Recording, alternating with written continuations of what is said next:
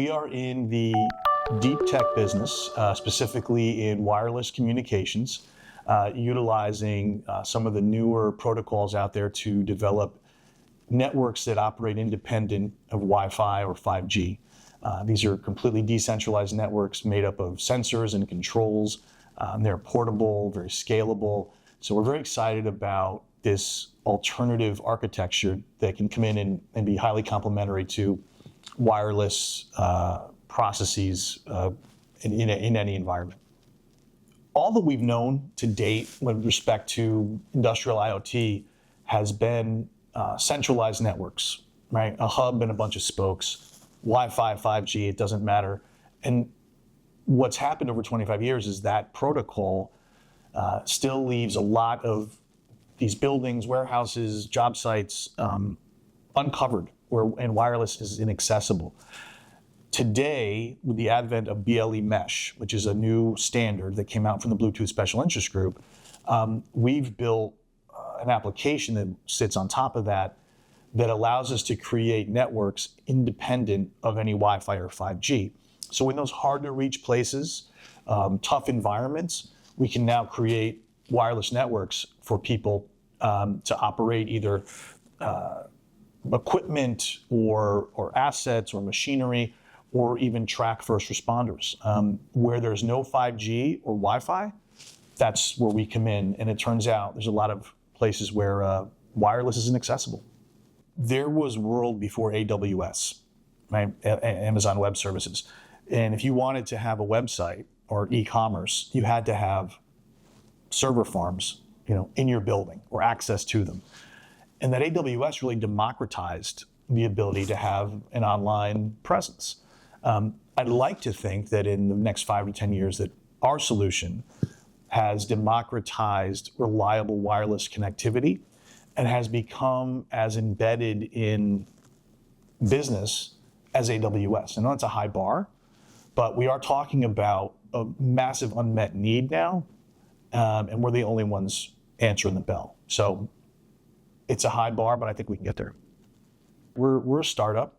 We are generating revenue, but there's risk here, right? There's risk, financial risk that I've taken myself, and that we're asking folks in this room to take with us.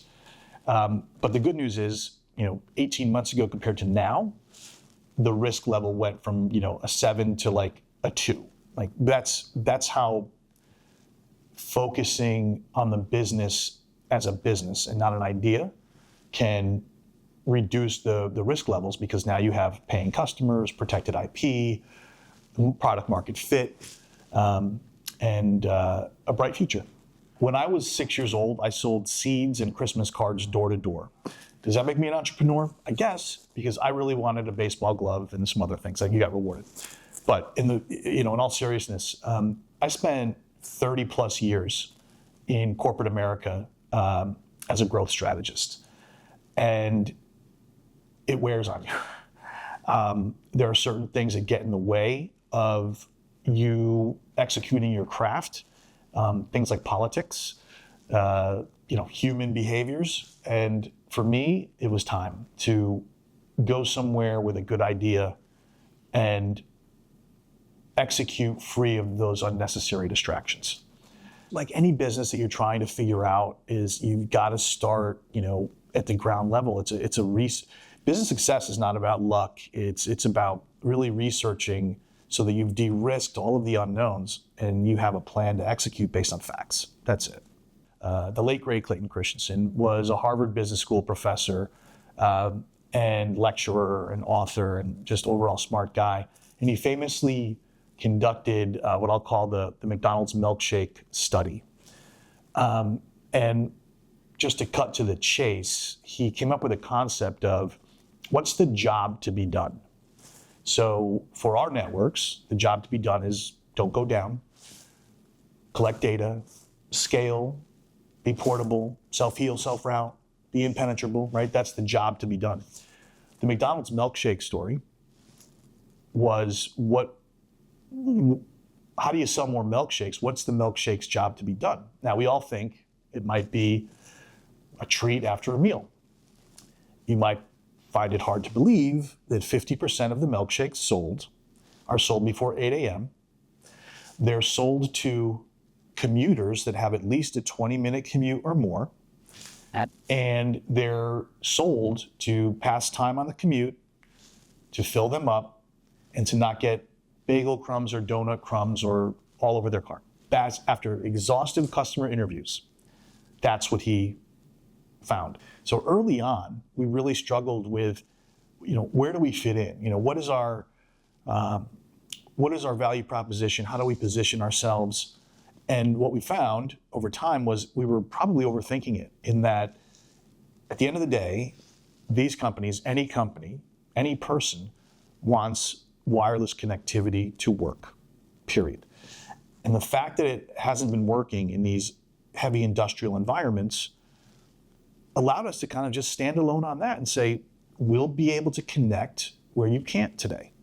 But it took us probably 6 months of flailing around, going through 10 versions of a pitch deck, presenting to people and not quite getting it exactly right. But when we were able to kind of step back and not overcomplicate what we're doing, that's where we fit in. And the simpler, the more simply you can look at your business and where you fit in, the faster you'll get over that obstacle. Know thy customer. Know thy customer. Go and understand their business, understand their pain points, quantify their pain points, understand all the players that are involved in the decision making.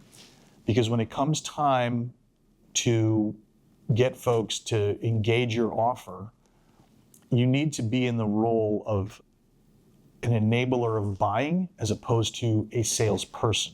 And the only way that you can enable buying is to know thy customer and all of the players that will weigh in on this decision and all of their individual concerns. For example, when we're selling to Lufthansa and their cruise line division, I've got to make sure we're accounting for head of commercial, head of food, the IT people, legal, procurement, and each one of those folks has a own personal need out of the decision. Something that's going to make their life easier, something that's going to make their life better.